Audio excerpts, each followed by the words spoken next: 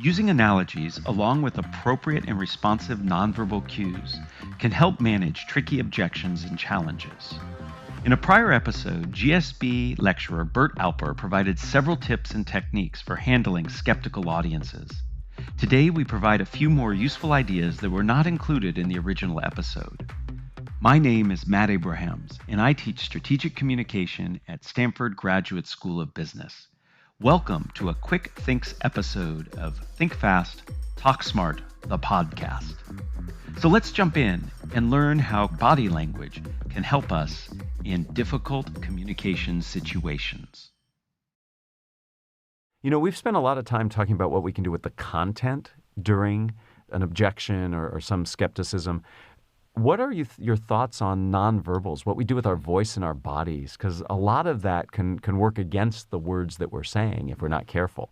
There's two sides to this. So the first part is, as the speaker, quite literally have your eyes open when you can. I mean, in this podcast mode, I might not be able to see my audience, but usually when I'm dealing with contentious information, my audience is probably going to be in the room or maybe on the video conference.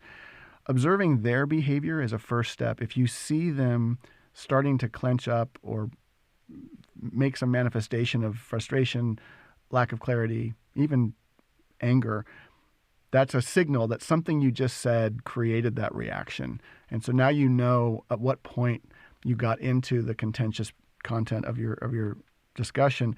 That's a key clue to how you're going to respond to that. So it's always important to observe and read your audience's body language in anticipation of these moments. Your own body language in response to that is critical as well. And it's not just your body, but your voice as well. I'm glad that you keyed on both of those because they're absolutely crucial. You and I both have talked about this forever. You don't want to fight fire with fire. So if they start to raise their voice, you raising your voice in to match that is not likely to lead to a happy ending. If you can remain calm and keep the emotional tension out of your voice, as hard as that is, it does create an interesting opportunity to diffuse. And your body language needs to go along with that, starting with what you're doing when they're raising the objection. You want to be an active listener. You want to communicate all of the signals that suggest you have a sincere interest in the concern they have, and you're not going to whitewash over it. It's important that they feel heard, and you want everything in your body to suggest you're listening attentively to them. That means don't get your phone out while they're talking to you. Don't look at somebody else. Certainly don't roll your eyes as these comments are coming forward. You've got to put the best visual image of, I care about this concern, and I want to address your issues. So it's leaning in, it's standing in a neutral position, arms aren't crossed in front of your chest, those kind of things. Absolutely. Right. Similarly, when you start to respond, I think those same body language cues are valuable in the delivery of your response. So having a strong lower body with an active and open upper body shows that you're not wilting under the pressure, but you're also being open and vulnerable. You're willing to hear the pushback. And it's, for us, in a lot of my coaching situations, the difference between your lower body being solid and secure and grounded versus your upper body being open and in some ways more vulnerable physically. Go ahead and throw your spears, throw your tomatoes. I'm here to receive all that. I'm not intimidated by that. And I want to hear what you say. The other part that we haven't talked about at all here is the importance of eye contact.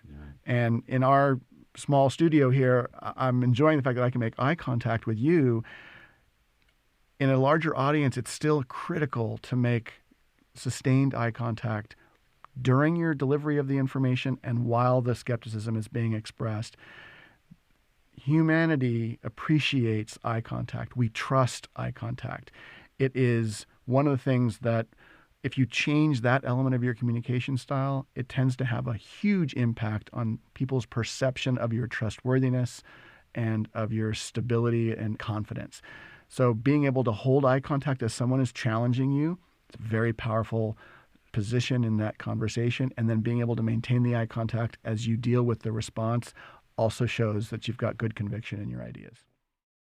Thanks for joining us for another episode of Think Fast, Talk Smart, produced by Stanford University's Graduate School of Business. For more information and episodes, visit gsb.stanford.edu or subscribe to our show wherever you get your podcasts. Finally, find us on social media at stanford.gsb.